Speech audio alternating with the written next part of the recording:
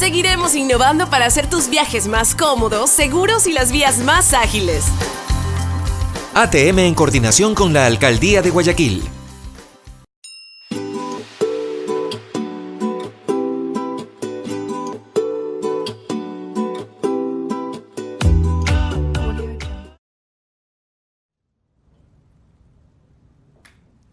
Muy buenos días, ¿cómo están? Bienvenidos todos. Yo soy Anderson Boscán desde Tierra Caliente, la ciudad en la que no nací pero hubiera querido nacer, Guayaquil. Mientras se van sumando a la transmisión, les agradezco. Hoy es miércoles 4 de septiembre del año del Señor 2019.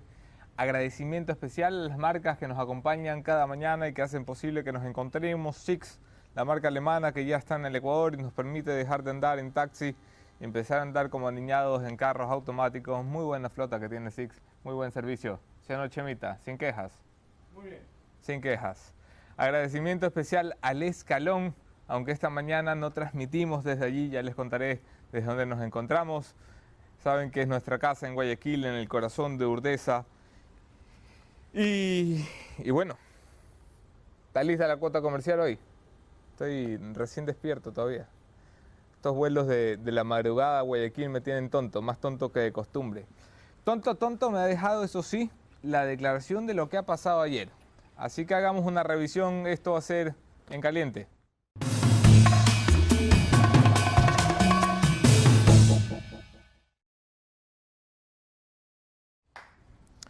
En caliente, habló Pamela Martínez, habló delante del tribunal, habló delante de la justicia. La señora Pamela Martínez, testigo protegido de la Fiscalía General del Estado, reveló lo que se conoce como el manejo del dinero ilícito de Alianza País, la caja B de Alianza País, la caja chica de Alianza País, la caja negra de Alianza País, el nombre que usted le quiera poner, a la final es lo mismo, dinero trucho que servía para alimentar campañas políticas pagadas específicamente por contratistas del Estado ecuatoriano en la época de Rafael Correa. Pamela Martínez, que lo ha cambiado todo, que le ha dado un giro inesperado a la trama de corrupción del gobierno de Rafael Correa, se enfrentó ayer por primera vez al tribunal para confesar que sí, que había tomado apuntes personalmente de los dineros que se le había entregado y se le había dispuesto a administrar. Que sí, que sus cuadernos no habían respondido a un orden cronológico, sino a un impulso, así lo llamó, un impulso que le permitió hacia 2018 escribir lo que había vivido durante los últimos 6 años. Es como una especie de pascualina de la corrupción. Pamela Martínez ha reconocido que lo dicho por Laura Terán es cierto, que había un esquema donde había quienes recaudaban los fondos, quienes gozaban de los fondos y quien estaba a la cabeza, entonces Rafael Correa. Y con estos dos testimonios, el de Laura Terán y el de Pamela Martínez, arranca la madre de todos los juicios que ha tenido la historia democrática del Ecuador. Este se proyecta como un juicio largo, desgastante, doloroso, un juicio de no menos de 60 días de audiencia, según calculan los abogados más doctos en el ejercicio del derecho penal. Y habrá que ver qué es lo que nos va dando. De momento las reacciones son básicas, elementales. El señor Alexis Mera, el señor Rafael Correa, muy buenos para pronunciarse, muy malos para darle la cara a la justicia, aseguran que nadie puede creer que esto es cierto, que lo que ha dicho Pamela Martínez todavía tiene la tinta fresca, todavía se está secando, que es un invento, que es una forma de salvarse el pellejo, una forma de traicionarlos, una forma de venderse a la justicia. Habría que preguntarnos por qué. ¿Por qué lo hace si no ha cometido ningún delito? Y a la final esto nos lleva al mismo debate que tenemos toda la vida. Todo un siempre, como decían mis abuelos.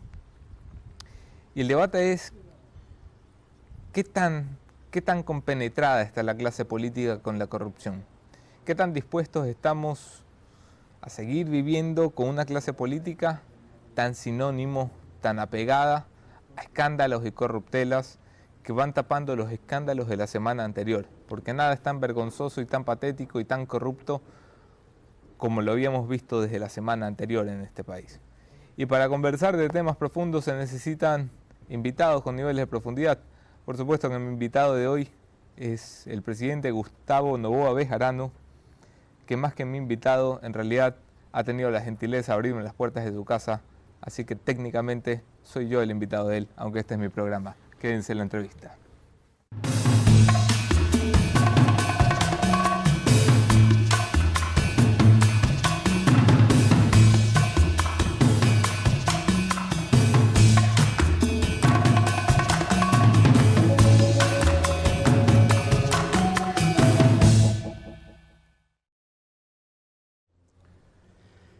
Yo soy Anderson Boján, en todas las redes podemos seguir allí la conversación. Abrazo especial a quienes comparten nuestros contenidos, los quiero más que si no los comparten. Y bienvenido, doctor Gustavo Novoa. ¿Cómo está? Anderson, qué gusto. Gracias por recibirnos. Encantado. ¿Cómo me le va? Bien. Mejor que algunos. No, yo no me quejo nunca. Por lo menos no está metido en la que están metidos otros, ¿no? El departamento de quejas nunca estaba en mi mentalidad. No ha estado abierto. No. ¿Cómo ve estas vainas que estoy contando? Mira, yo no me asusto. No me asusto. Insisto en que me falta ver volar un burro y no creo que lo veré, porque eso es cuento. Pero la corrupción ha venido en el Ecuador creciendo, increciendo, podríamos decir. Lo que hace 50 años era un juego de niños y después se transforma en corrupción. Hoy es un juego de niños, al lado de lo que pasa en el Ecuador. Siempre ha existido la corrupción, está en el Antiguo Testamento, está hace 2000 años, 3000 años. Entonces, porque la corrupción está en el ser humano. Pero la forma como el Ecuador ha ido cambiando en estos últimos 12 años es lo novedoso. Lo novedoso no es que haya corrupción. Hay algunos que dicen que no, que al pueblo no le interesa la corrupción, que al pueblo le interesa es que haya educación, que haya trabajo. Depende de lo que se quiera estudiar como encuestas. Pero claro que la corrupción le interesa al ser humano. Le interesa que no le roben en la calle, le interesa que no le asalten en la cartera, le interesa que no le roben el celular mientras va caminando a un joven, le interesa que a la salida de un banco, etcétera, etcétera, etcétera. Pero lo que hemos visto ahora, que es como que si fuera un consorcio para delinquir, eso no, yo antes nunca lo había visto. Son delincuentes organizados. Es una verdadera mafia, la palabra existe pues hacia la Italia de siempre, en Sicilia, y eso era muy organizado, la película El Padrino, etcétera, etcétera. Pero lo que vivimos es que yo ya pienso que si se mandaba a comprar una docena de caramelos de menta, en esa compra había sobreprecio. Es decir, llego a pensar hasta en lo ridículo, porque lo ridículo es importante. No hay semana, no quiero exagerar, no hay día que no salga algo que siempre es peor que lo anterior o ayuda a que lo anterior siga vigente. Y eso no existía en el Ecuador. No existía. Ecuador siempre ha sido un país de una clase política controvertida y señalada por corrupción. ¿Qué tiene de distinto esta de acá? La periodicidad, la frecuencia. No estoy tan de acuerdo con ese criterio, porque hemos tenido gobiernos, Camilo Ponce y el grupo que gobernaba, Galo Plaza y el grupo que gobernaba, para no mencionar los más recientes. En la época de José María Velasco Ibarra se decía que había corrupción. Se decía que Velasco era un hombre impoluto, que era honrado, pero dejaba robar. Claro. los viejos liberales Que como todos mi murieron padre, con plata menos él, decía. decían, los viejos liberales como mi padre decían que tal ladrón es el que roba como el que deja robar, ¿no? Y yo nací en ese ambiente liberal, donde mi padre era liberal y mi madre más bien era conservadora, pero discutían siempre y yo era un espectador porque no nos dejaban así hablar mucho. ¿Qué es lo que veíamos en esa época? Que había tal negociado, que tal otro negociado por ahí, pero nada más. Pero cuando usted presencia hoy día que todo es negociado, que no hay ningún contrato que se libre y que todo parte de algo que era natural, por ejemplo, vamos a contratar una carretera, vamos a contratar una obra.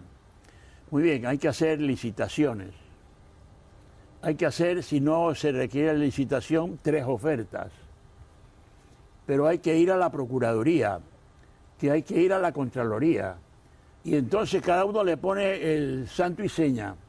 Y con todo eso usted hacía una obra. En mi gobierno fue así. ¿Qué ocurre? Que se inventaron algo que se llama la emergencia. Sí, claro, todo era emergencia. Que se la inventó la naturaleza, obvio, claro. El fenómeno del niño, el reventador, el tungurahua, etcétera, etcétera. Sí, emergencias. Pero, a ver, no es que todos los días hay una reventadora en el Cotopaxi o el Tungurahua, no. Por lo tanto, no es que todos los días hay un fenómeno del niño. Por lo tanto, entonces, claro, declara la emergencia. Y los gobiernos eran reacios a declarar emergencia. Pero todo eso se hace facilísimo. Y dice, emergencia, pero vivimos en emergencia. Ecuador con Correa vivió en emergencia. Entonces, no hay licitación, no hay Procuraduría, no hay Contraloría, y después se los elimina. Entonces, ¿cuál es el grupo que hace las obras? El grupo Ventu. Ventu y Ventu. Ese grupo Ventu hace todas las obras. ¿Ya? Eso que se llama con dedicatoria, no, yo lo llamo el grupo Ventu, me encanta el grupo Ventu. Claro, no, en este país la corrupción fue tan generalizada que los diarios van a empezar a titular, en esta obra no hubo corrupción, que va a ser la gran noticia. Posible. Ya sabemos que fue muy corrupto lo que tuvimos. La gran pregunta y el gran debate es, ¿qué hacemos ahora? Usted me pregunta qué hacemos, entonces yo puedo decirle lo que puede hacerse y lo que me encantaría. Ok, que no es lo mismo. No, me encantaría meterlos a todos presos. ¿Me explico? Me encantaría edificar una nueva cárcel. Para que quepan todos. Para que quepan todos, ¿no? Y ahí juntos toditos, ¿no? Porque como son ñaños, capaz se prestan dinero el uno al otro porque no tienen que comer. ¿Me explico?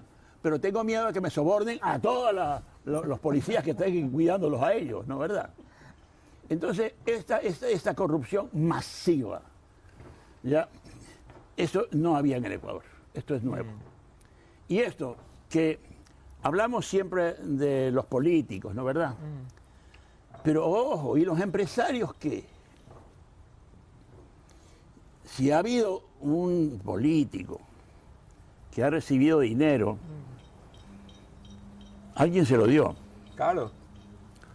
¿Para qué? Para hacer la obra. Versus, por ejemplo, una carretera. ¿Ya? Y esa carretera, si no hay estudios, si no los que quieras, entonces podemos decir que el asfalto no fue de la calidad A, que fue de la calidad Z.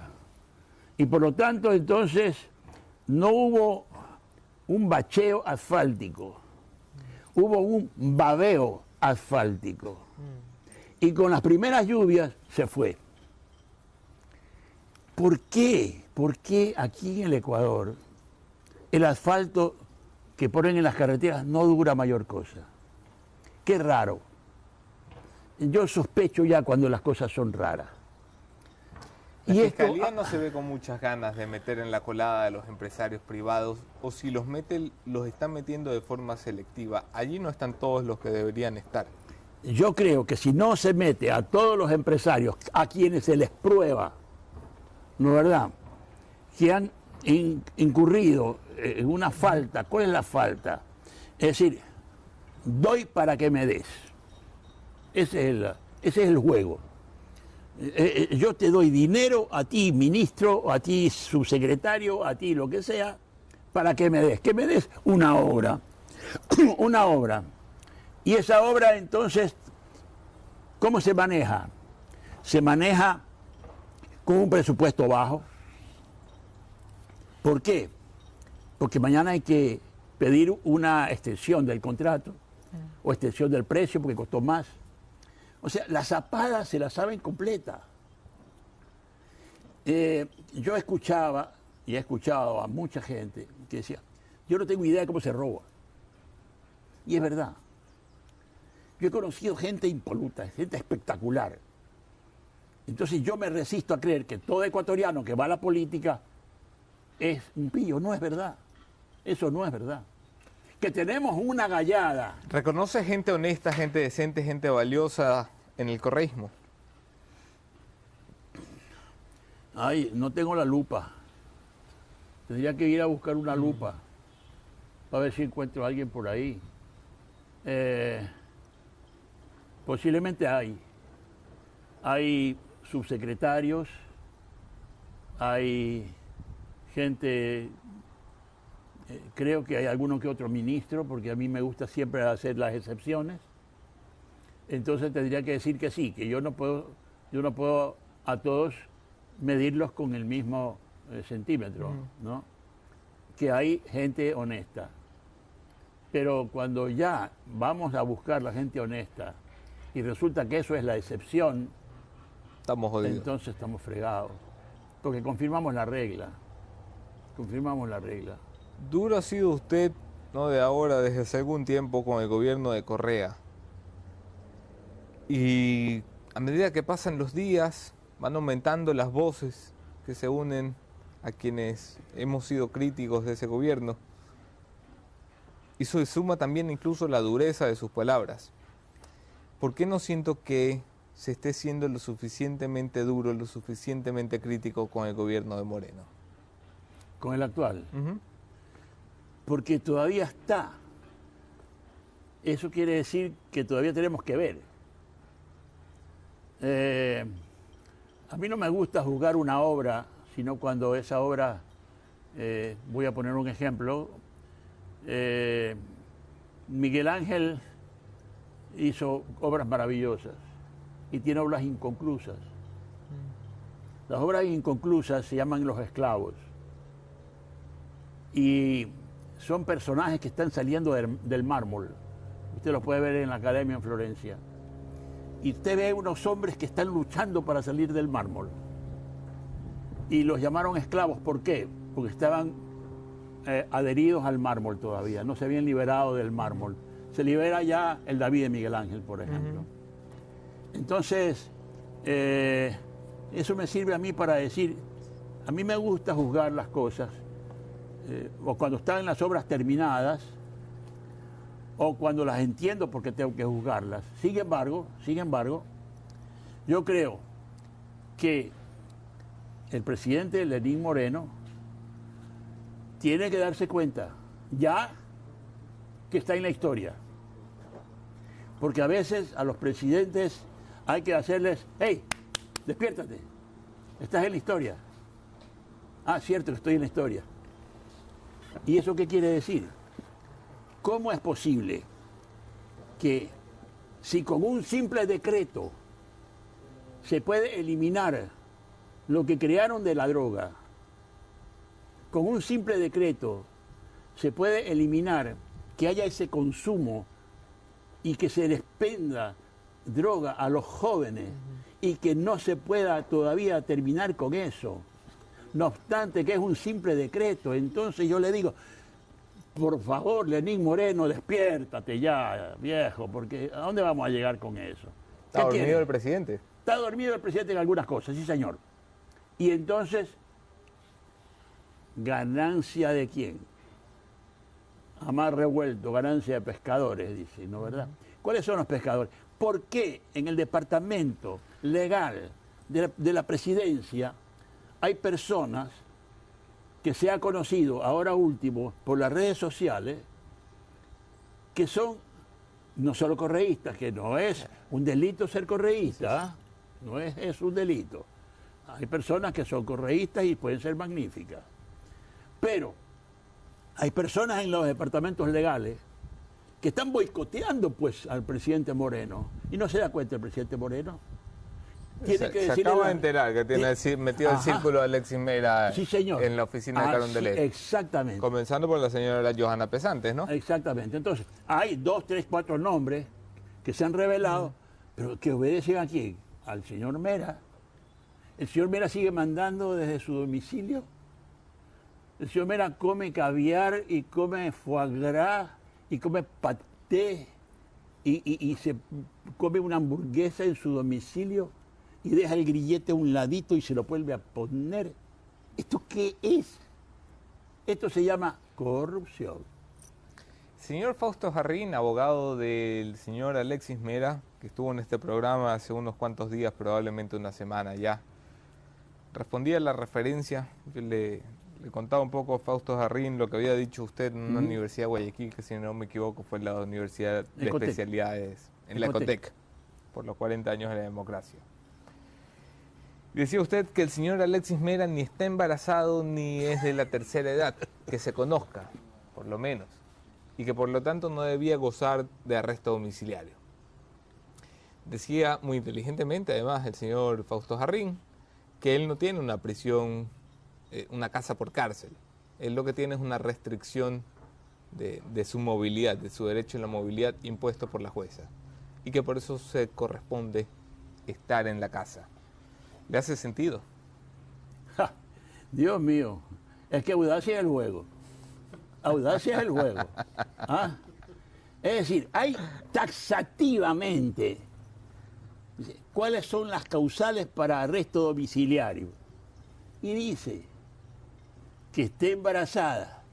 Y yo digo, ¿cómo es la cosa? Que tenga tal edad. ¿Y cómo es la cosa? Que tenga una enfermedad. Yo eso sí creo, ya lo dije.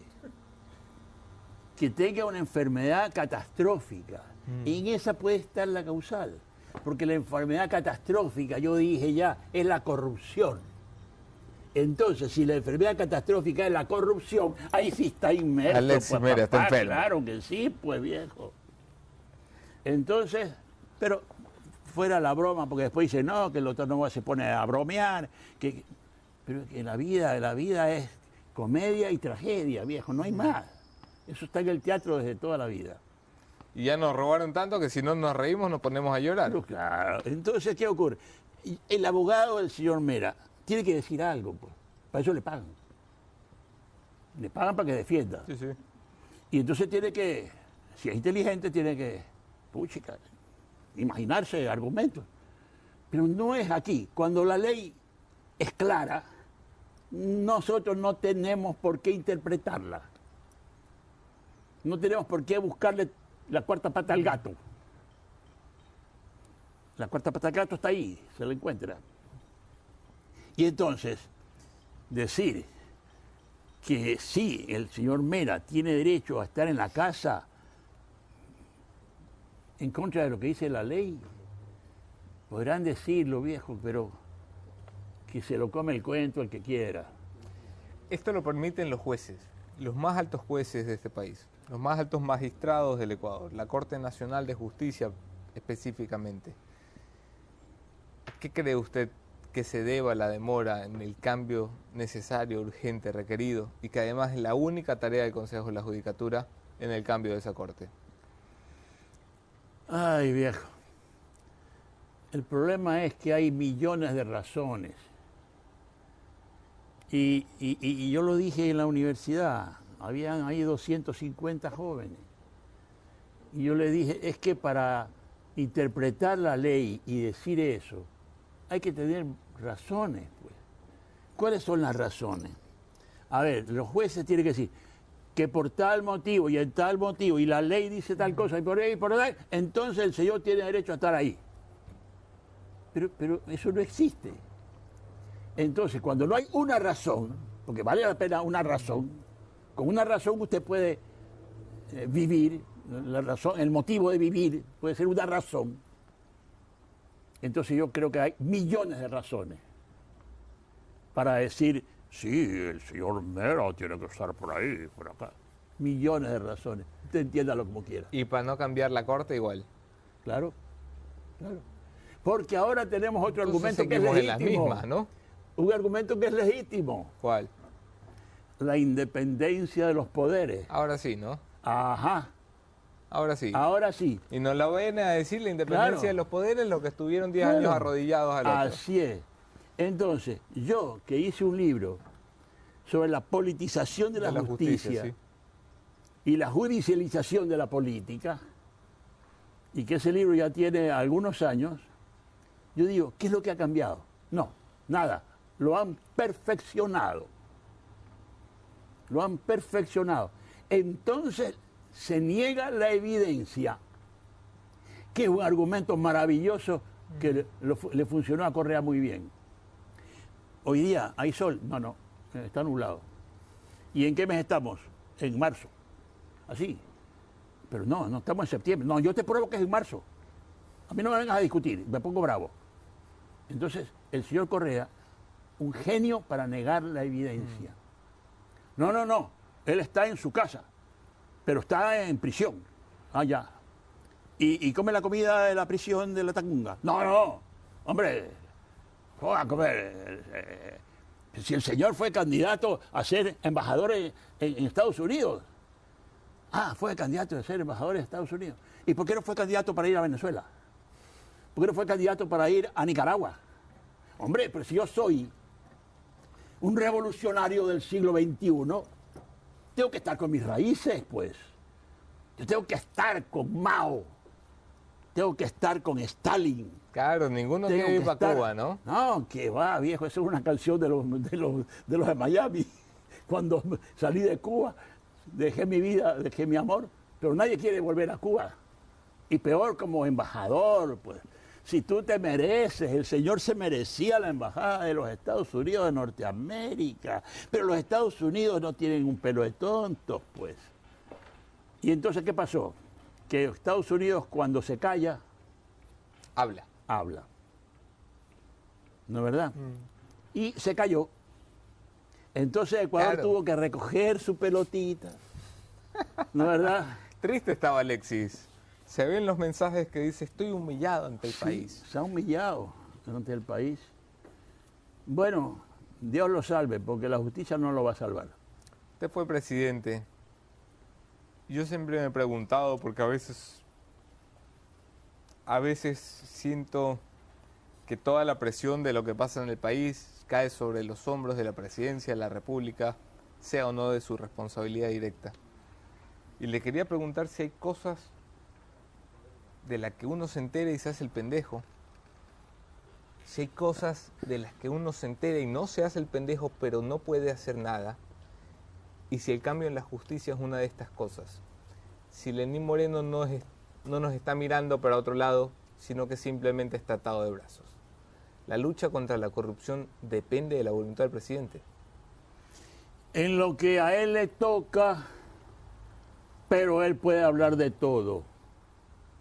Es decir, el argumento de la división de los poderes que mencionan a Montesquieu, estamos hablando de otros siglos, de otras justicias, ¿no es verdad? Que nunca fue la justicia perfecta, porque la justicia es humana, y si es humana, luego puede ser imperfecta. Pero el SAPE existe. ¿Qué es el SAPE? Es una institución. ¿Y cómo se hace el SAPE? Señores ministros de la Corte, cumplan lo que tienen que hacer. Yo no me estoy metiendo en la justicia. Hagan lo que tienen que hacer. Yo no me estoy metiendo en la justicia. Cumplan con su deber. Eso del grillete es un cuentazo. Se inventaron el grillete. ¿Quién se inventó el grillete? La corrupción. Eso se inventaron el grillete. Y hasta esa vaina compraron con sobreprecio, ¿no? Pero claro, pues ya te digo, el caramelo de menta no se excusa. Entonces, el señor Lenín Moreno puede, en sus facultades de presidente de los ecuatorianos, decir, muévanla, pues. No quiere Moreno. No sé, porque cuando se demoran las cosas yo ya pienso que es muy difícil, o se le está haciendo muy difícil, pero tiene que haber un zape a la justicia. Ya, vamos adelante. ¿Qué pasa aquí? Y si no en público, en chiqui, pues. ¿Acaso no los puede invitar a almorzar a algunos señores jueces? Y decirle, a ver, ¿qué es lo que pasa aquí? Vamos. Necesitamos la justicia en el Ecuador. Sí, hacemos justicia, coño, no, que justicia. Así que el presidente puede dar un zape. La Fiscalía tiene como prueba madre en este que es el gran caso con el que se estrena Diana Salazar. Un cuaderno que decía Cristian Viteri en un comunicado todavía tiene tinta fresca. Cristian Viteri, quien por cierto es procesado por ese cuaderno. El cuaderno de Pamela Martínez dice mucho pero no prueba nada, según me cuentan los que de verdad saben de esto. Yo solo repito lo que escucho. Usted me dirá que es abogado.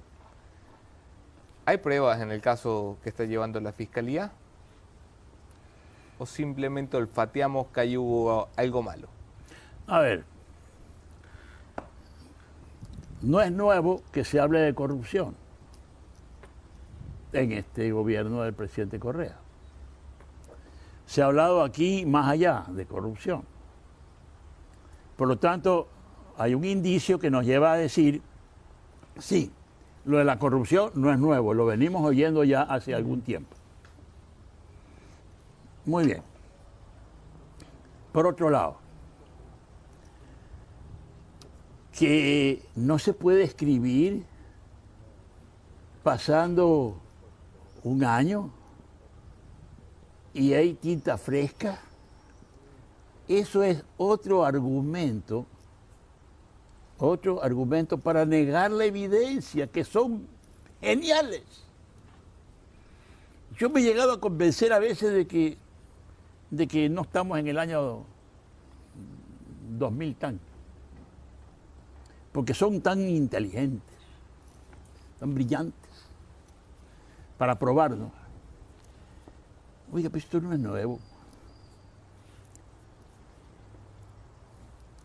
Lo que pasó en el año 2000 y lo que pasó en el año 0 o 33 y tiene 2000 años de escrito, que son los evangelios, que se escribieron en el año 80, 90, 100, no valen, porque no se escribieron en el año 4 de la era cristiana. ¿Usted confía en la memoria de Pamela? La mala fe debe probarse. La buena fe yo la presumo. ¿Por qué voy a desconfiar de Pamela? Es lo contrario. Pruébame porque eso no es así. Porque si hay la carga de la prueba sobre el acusado y no sobre el acusador. Sí, de acuerdo, pero es que yo ya soy viejo para comerme esos panes, pues. Yo me como el pan blando, pero el pan duro no, porque se me puede caer los dientes. Entonces no me vengan con el cuento de que eso tiene 4 años, pues si yo en la historia de la humanidad hay escritos que tienen 1000 años, 1500 años y que no se escribieron al día siguiente. Y entonces, yo que estoy escribiendo mis libros y estoy escribiendo sobre el año 2000, 2001, 2003, como han pasado tantos años, ya no puedo escribir. Como otro argumento que dicen, pero Si ya se murió. ¿Por qué hablan mal si ya se murió? Ya está la memoria, déjenlo que sueñe en paz en el otro mundo. ¡Qué maravilla! Entonces no escribamos nunca nada sobre Napoleón. ¿Por qué alguien escribe sobre Napoleón? ¿Que son bobos? Para escribir de Napoleón en el año 2019. No se puede escribir sobre Napoleón. Y sobre Hitler no se puede escribir. Y sobre Mussolini no se puede escribir. Porque ya se murieron. ¿Es que el morirse es una reivindicación para no escribir? No, pues, ¿qué pasó? Pero hoy día, ¿qué escucho yo? A familiares diciendo, ¿pero por qué hablan mal de mi papá? ¿O por qué hablan mal de mi tío?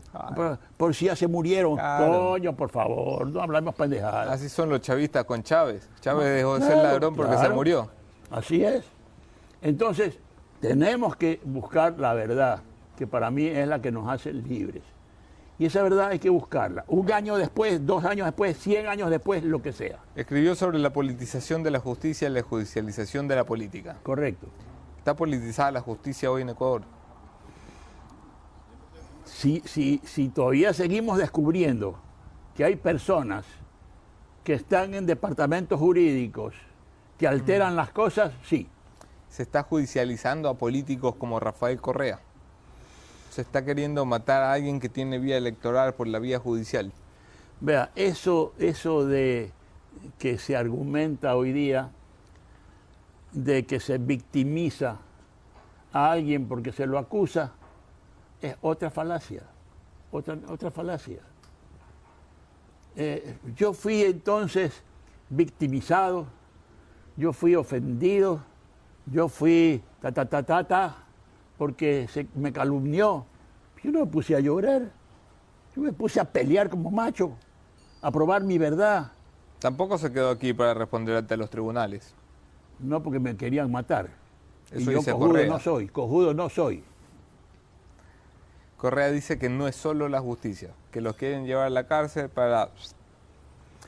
Mire, ¿qué conciencia tendrán en la cual yo no me puedo meter para pensar lo que les pueden hacer si no tienen problema?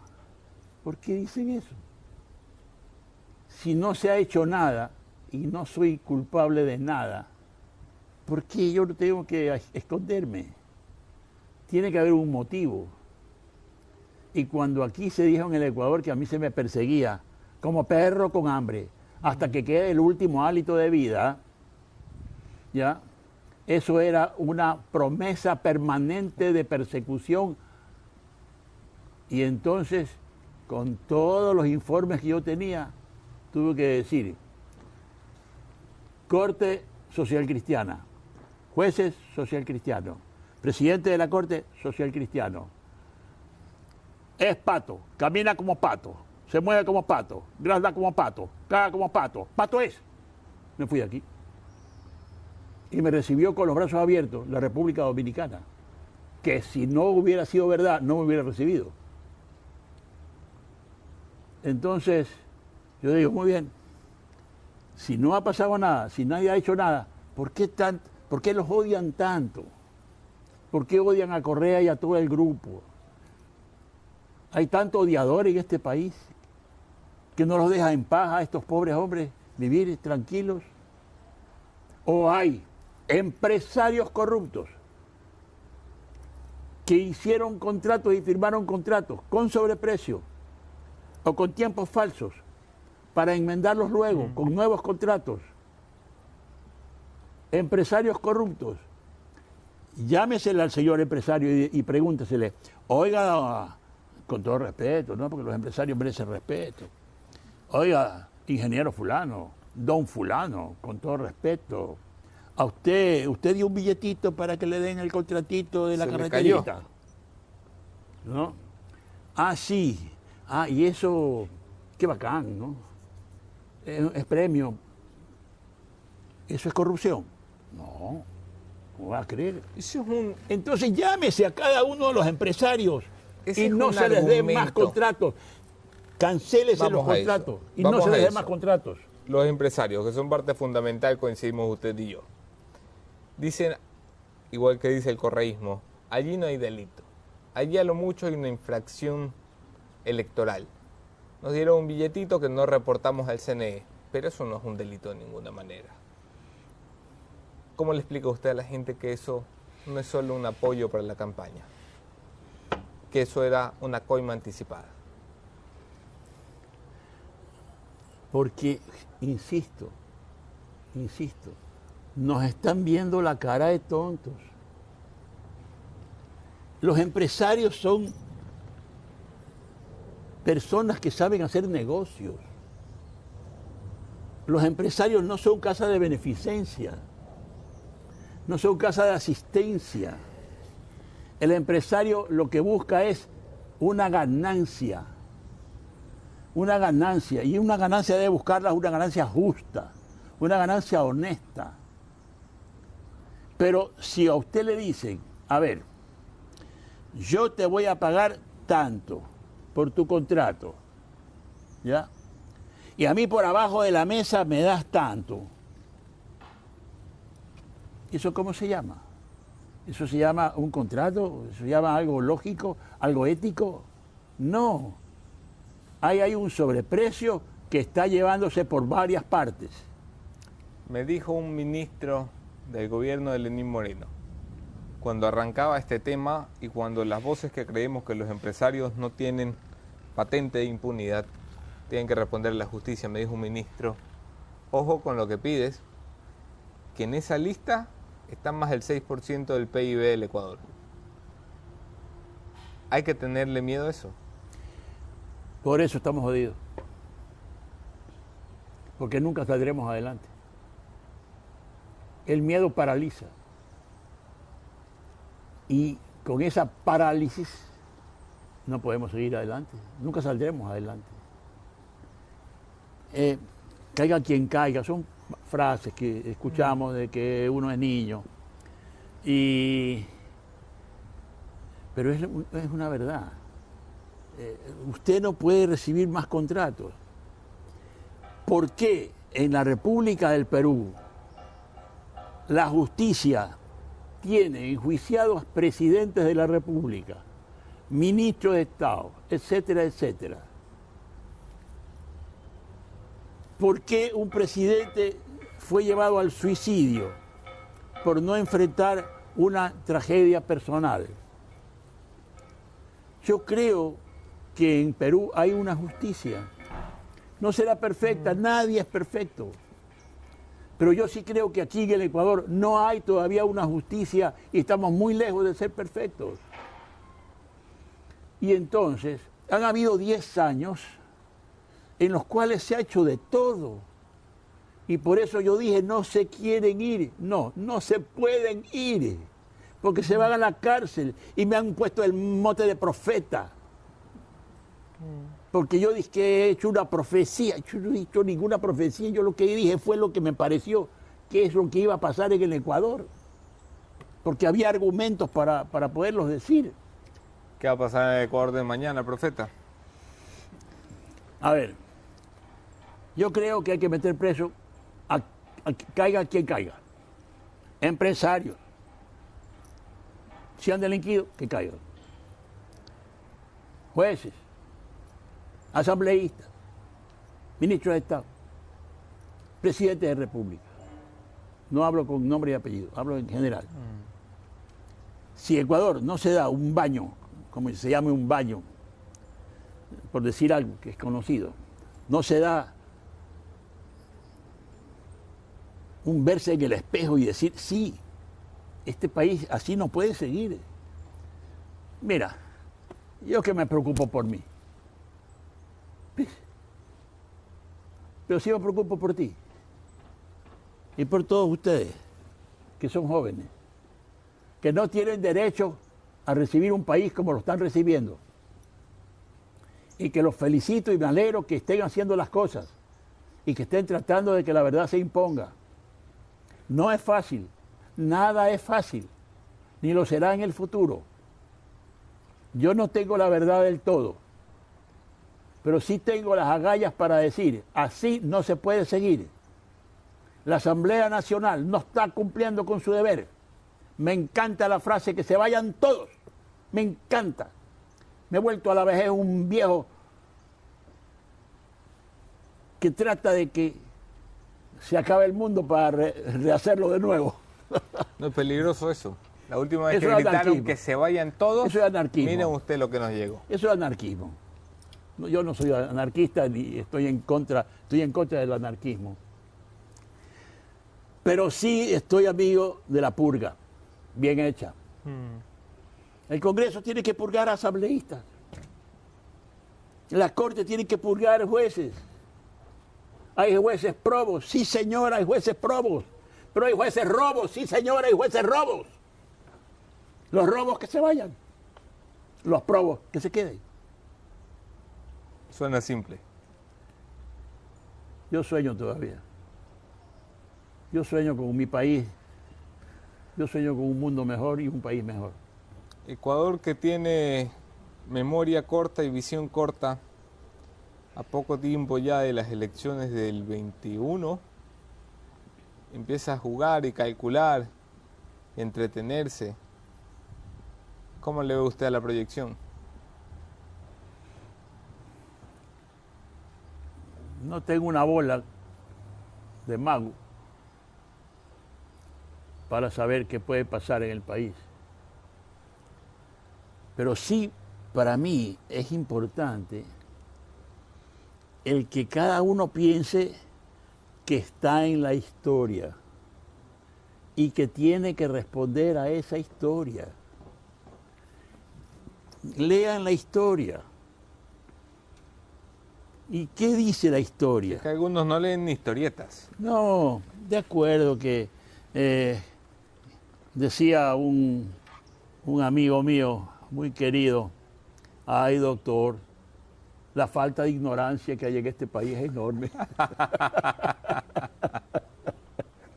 No, si no se lee, si no se estudia, etc. Pero no, me refiero a que se sepa qué pasa y los candidatos que puedan surgir y el presidente actual y el vicepresidente actual, que sepan y que tomen conciencia de que están en la historia. Y mañana, chicos que no han nacido van a leer, porque alguien va a escribir. Y la historia la escribe el vencedor, no la escribe el perdedor. Y entonces dirá la historia lo que uno quiere y no quiere oír, quiere y no quiere leer.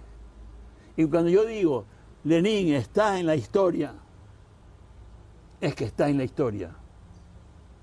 Y vendrán los jóvenes a leerlo. Y entonces tendrán que leer. Y los jóvenes van a decir, fue un buen presidente o no fue un buen presidente. Fue un buen ejecutivo o no. Fue un buen hombre o no. No me refiero solo al presidente, al vicepresidente y a los ministros, y a los presidentes del Congreso, y a los jueces. La historia, tarde o temprano, es implacable. ¿Qué dice la historia de usted? Me trata bien, cada vez mejor. Recta final de la conversación con Gustavo Noboa, presidente de la República. Hay quienes murmuran en los pasillos que el objetivo número uno a estas alturas debería ser que las fuerzas democráticas se pongan de acuerdo para que las fuerzas no democráticas no vuelvan, dicho en cristiano, que uno se pongan de acuerdo para joder a Correa con una ley electoral. ¿Usted está de acuerdo? A ver, todo lo que se haga para joder no es honesto. Don Assad Bucaram tenía todo el derecho de ser presidente si el pueblo hubiera votado por él. Sin embargo, se inventaron una historia, que él no era Assad Bucaram, sino que era otra persona, que había nacido en otro planeta, y se impidió que fuera presidente de la República si el pueblo hubiera votado por él. ¿Tiene que Ecuador seguir soportando esas cosas? Es decir, tenemos que sacarnos de encima a don Assad Bucaram de esa forma. Derrótenlo en las urnas. El caso de Correa es diferente, ya fue presidente. Ya fue presidente. Entonces, si él ya fue presidente, júzgueselo por su actuación de presidente. No es lo mismo. No es lo mismo que usted pueda decir algo sobre alguien que no fue. Pero una cosa es que pague por sus delitos, otra cosa es que tuerzan la ley, que muñequeen la ley para evitar que se presente. Yo no puedo estar de acuerdo con muñequear la ley, con hacer toda una serie de trasvasías para que alguien no sea presidente o para que alguien no salga adelante. Eso sería inmoral, no solo inconstitucional e ilegal. Consejo Nacional Electoral, ¿le da la talla? Ay, viejo. Le digo viejo a un joven de 27. Pero los viejos suspiramos, ¿sabes? Si no tenemos los viejos ideales, si no queremos salir adelante y ver a nuestro país adelante, ¿yo qué quieres que le diga a los jóvenes? Que tal como estamos no vamos a salir adelante, se lo digo. Tal como estamos, muchachos, no vamos a salir adelante. Tiene que haber cambios en este país, que ya han habido. ¿Cambios para qué? ¿Para bien o para mal? Correa fue un cambio. ¿Qué le pasó a Correa? Eso todavía está por estudiarse. Eso todavía está por revisarse. ¿Qué le pasó a Maguad? Porque no eran así. ¿Se les jodió el coco, se les jodió el corazón? Yo creo que de todo. De todo. El poder es un peligro. Y si al poder usted le suma el éxito y el dinero, es la borrachera más grande y el chuchaque más grande que se puede tener. Éxito, poder y dinero es el sinónimo del más grande fracaso que puede tener un ser humano. No se puede desear. El éxito viene si tú te mereces. El poder lo tienes, pero para servir, no para servirte. Y el dinero para ayudar a los más pobres. Ellos son los que tienen que, pero no para repartírselos entre contratistas y contratantes. Entonces, hay mucho que hacer por este país, pero hay que decir las cosas. Y el periodismo, que no le gusta a la gente, porque el periodismo es molestoso, insidioso, tiene cara de lunes. El periodismo no tiene cara de viernes. El viernes uno se va a chupar. El periodismo tiene cara de lunes, cara de jodedor. El periodismo tiene que seguir existiendo. Así o en otra forma, pero tiene que seguir existiendo. Porque gracias al periodismo y gracias a la investigación periodística se va a la verdad. Así se demore. Yo no creo que en este momento pueda decirse que esos documentos de Pamela, etcétera, etcétera, no son porque son tal. No. Prueben, claro, sí, nieguen la evidencia. No, no podemos seguir así. Hay documentos y vamos a estudiarlos. ¿Ya? ¿Ve a alguien en el panorama político que le haga sentir esperanza por la nueva generación? No en este momento. Pero tiene que haber ecuatorianos. Yo me resisto a que no hayan ecuatorianos que merezcan ser líderes. Voy a usar una palabra de alguien que se murió, pues porque no me gustan los vivos, ¿no? Que despierte la ilusión de Jaime Roldós cuando con sus 40 años escasos le dio a este país una posibilidad importante. Que murió y con él murieron muchas esperanzas, incluso la mía. Gracias por recibirnos, Gustavo Noboa. A usted, gracias. Encantado de conversar con usted, encantado de que nos hayan acompañado, nos ha cogido ya el tiempo. Me despido esta mañana con mi conclusión. Como cada mañana, esto es El Punto Final.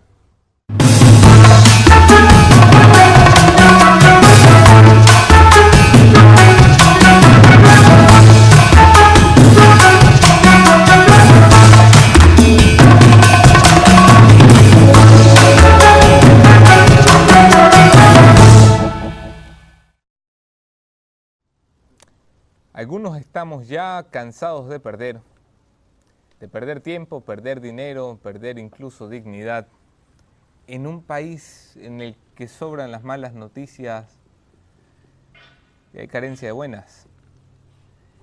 Para darle el cambio, para darle el giro a esto es obligatorio reconocer la realidad que nos rodea, y la realidad es que en todos lados hay algo podrido, es que todo huele mal, que cuando nos acercamos a la asamblea yo puedo ver a los delincuentes que le meten la mano al bolsillo de sus trabajadores y le cobran diezmo, que cuando vamos a la Corte Nacional de Justicia yo puedo ver a los delincuentes que permiten que los delincuentes salgan a la calle o vayan a la casa, que cuando estamos en el gobierno yo sigo viendo ministros mañosos, menos que antes, pero mañosos al fin.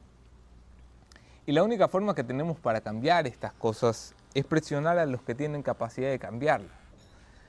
Del Ejecutivo al presidente. Fue el presidente el que demoró 2 años los cambios urgentes en su gabinete, defendiendo a ultranza la última ministra que le quedaba del correísmo, María Verónica Espinosa, célebremente enjuiciada por la Asamblea Nacional. Que la Asamblea Nacional, el presidente de la Asamblea, César Litardo, que nuevito llegó la hora de estrenarse, que aquí nadie está para aprender en el cargo, está para ejercerse. Se ha comprometido ya a cambiar las cosas. Ha tenido una reunión con la doctora Salazar para conocer cuáles son los delincuentes que lo acompañan en los curules. Hágalo. Que la purga por la vía judicial demora mucho, tienen ustedes capacidad y los acompaña el derecho para purgarse internamente desde el Pleno de la Asamblea Nacional.